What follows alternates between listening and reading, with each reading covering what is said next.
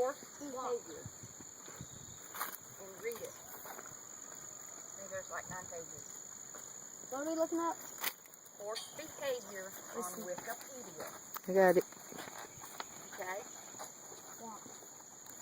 This will teach you about horse behavior in the herd, why they do a lot of the things that they do.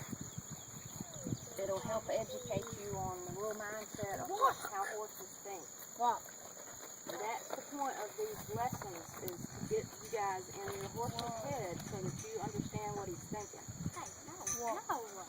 That is the key to staying safe on a horse, is being Walk. able to prevent anything stupid from Why does he happening. want to go this way?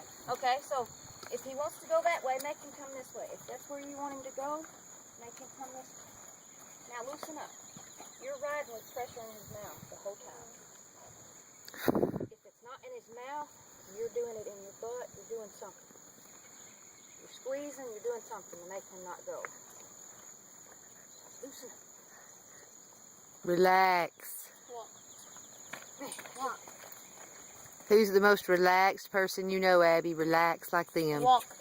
Be jello. Lick his butt. Walk. Walk. Walk, stubborn boy, walk.